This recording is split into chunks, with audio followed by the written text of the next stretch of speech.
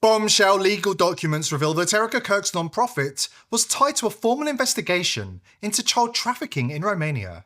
An investigation led by local authorities and later quietly dismissed. According to the mainstream media, that's where the story ends, case closed. But dig a little deeper and it starts to unravel. Because those investigators, they never had full control. Their jurisdiction had already been ceded to foreign command structures operating inside Romania. The same network Erica's parents were deeply embedded in. And here's the part they don't want you to know. We have the receipts, the correspondence, and the official documents to prove every piece of it. So yes, the case was dismissed, but not because there was nothing to find, because they were never allowed to find it. Today's video is brought to you by VP.net, the only VPN I trust to protect my privacy from the deep state. VP.net is built to 100% block deep state actors from spying on you. Their military-grade hardware is impenetrable. Using them also really helps to keep my show on the air, so please visit vp.net/TPV to find out more. For years, Anna Maria Nicu lived what looked like a normal life. She worked as a translator at a NATO military base in Romania, a quiet professional among military personnel. But Anna Maria wasn't just another translator. Her position gave her access to high-level circles, senior military officers, diplomatic envoys, even visits from US officials like then Vice President Joe Biden. She was trusted, connected, inside.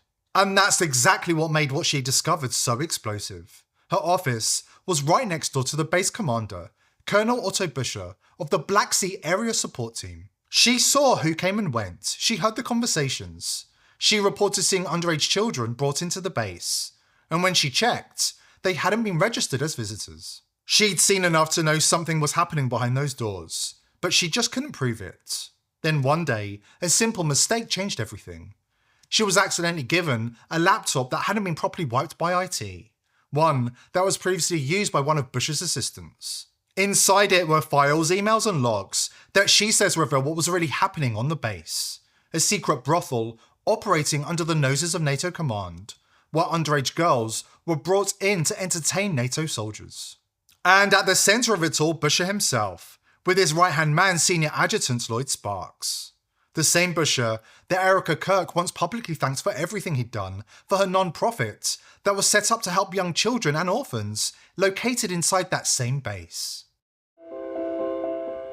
I believe that we all have angels in our lives, and these are my little angels from Antonio Placement Center in Constanța, Romania.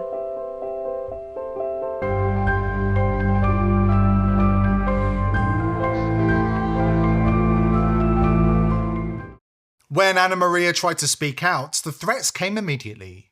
One soldier warned her on tape that he'd run over her with his car if she talked, but she didn't stop. She went straight to the prosecutor's office and filed a criminal complaint. An investigation began, but it didn't last long. Because under the 2001 agreement between Romania and the United States, local authorities have no jurisdiction to investigate American soldiers. Their hands were tied before the case even started. The file was quietly closed and the story was buried. Because once you understand who Erica's parents really were, both deeply embedded in the military-industrial complex with long-standing ties to Israel, the picture starts to change.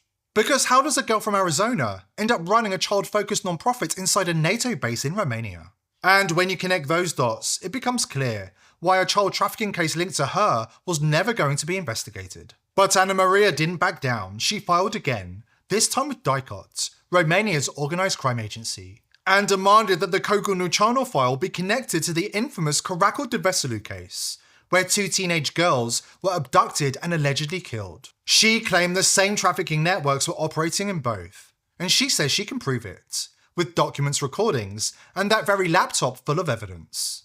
So yes, the case was dismissed, but not because they found nothing, because they were never allowed to find it. But that's all about to change. Because after the break, we're going to uncover who swept those documents under the carpet, who gave the covert orders to close down the investigation, and how the people protecting Erica are connected to something far bigger than one buried criminal investigation. Today's sponsor is pillsforever.com. If you think Big Pharma have your best interests at heart, think again. The price of medicine in America has skyrocketed, and there are certain medicines Big Pharma don't want you to know about. That's why I've partnered with pillsforever.com. All of their FDA-approved medicines are the cheapest you'll find anywhere. More importantly, you can order medicines that Big Pharma don't want you to have, such as ivermectin, hydroxychloroquine, and fenbendazole. Speaking of fenbendazole, not only does it get rid of parasites that live inside your body, there have been studies that show fenbendazole can help with cancer. Listen to this bombshell interview with Mel Gibson, who says 3 of his friends who had terminal cancer were cured by the very same ivermectin and fenbendazole available at pillsforever.com. I have 3 friends. All 3 of them had stage 4 cancer. All 3 of them don't have cancer right now at all. And they had some serious stuff going on. And what did they take? Jesus. They took some, what you've heard they've taken.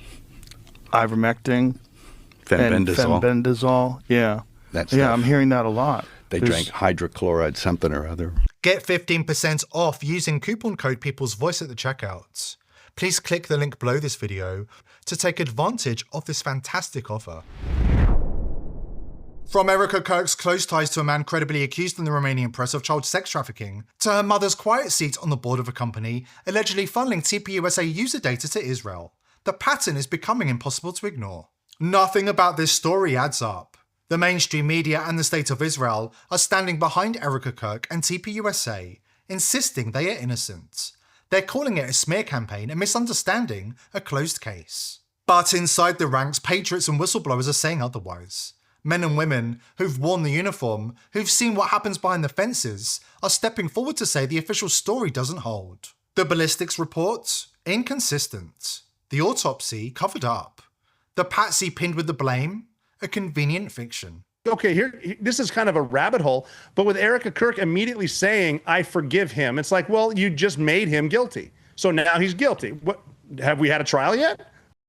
All part of the plan to cover up the truth, according to the man who killed bin Laden, Rob O'Neill. I've killed a lot of people closer than that cameraman, and I've seen what happens. I've seen entry wounds and exit wounds. Immediately, it didn't make sense.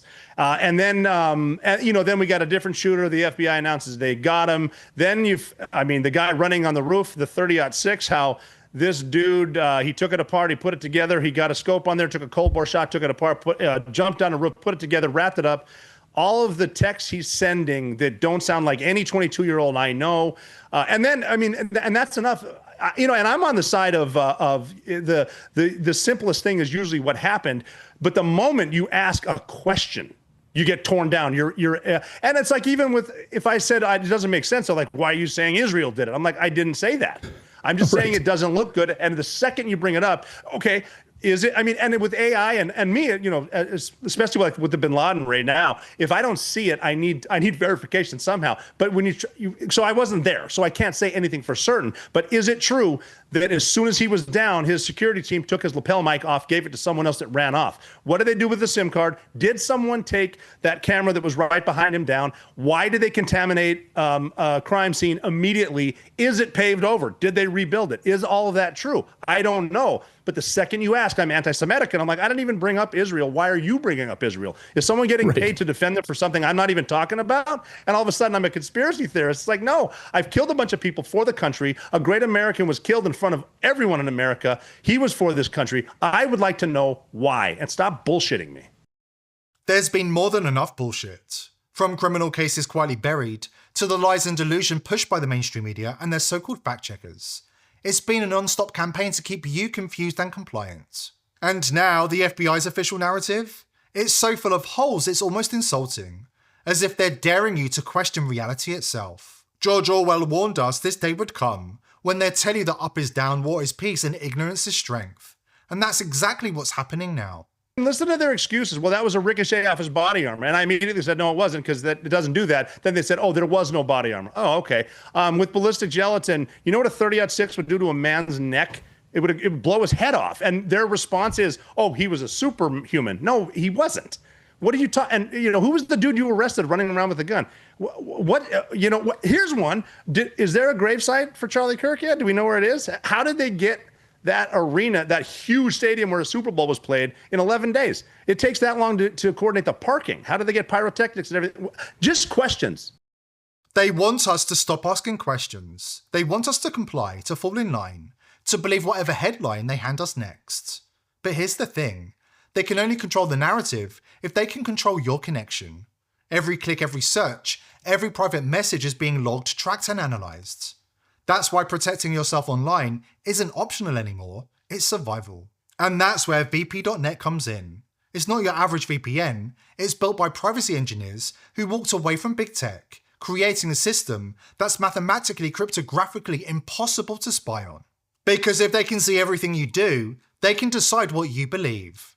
Don't give them that power. Go dark, go secure. Go to vp.net/TPV. For just $5 a month, you can shut Big Brother's eyes forever. Because Israel have made it clear, their new battlefield is the internet. And their new enemies are the American people who dare to question the narrative and seek the truth.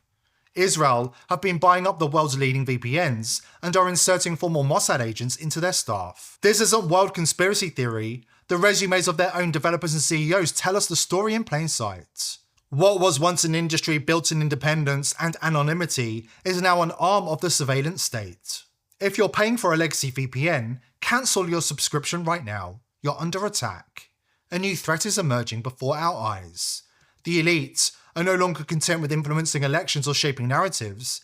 They're waging war on humanity itself through the weaponization of information and data. And in the US, the feds have made it clear they've fallen in line. Social media people get involved and they come run with their crazy conspiracy theories. Social media is wildly out of control and there's too much clickbait in this country. And one of the things I highlighted at Congress in my testimony last week was if we want to protect our youth, we got to get more involved in social media and online platforms because that's where the folks, the assassins of this world, get radicalized. That's where they're the lone wolf actors in general. And so we have to get after that problem set. And I ask for Congress to help in doing so. That's why we have to protect ourselves. And why VP.net exists. VP.net is not another corporation with hidden investors and backdoors. It's a trustless system built on mathematical proof, not corporate promises. Decentralized nodes, no centralized logs, no hidden ownership, no silent partners. The day they come knocking to question your thought crimes, and believe me they will, VP.net will be the only line left between you and total exposure. Because they simply have nothing to hand over. Legacy VPNs say trust us. VP.net says don't trust us, verify. It's the only way to reclaim your privacy in an age where your every click location and thought is tracked. Ready to take back your privacy? Visit vp.net/TPV to see how a trustless encrypted network can put your data back under your control. For the cost of a coffee each month, you can secure your connection, mask your identity, and browse without leaving a digital footprint. No hidden owners, no Mossad backdoors, no compromises. Just verified privacy, powered by next-gen cryptography. Because freedom online shouldn't cost your freedom offline.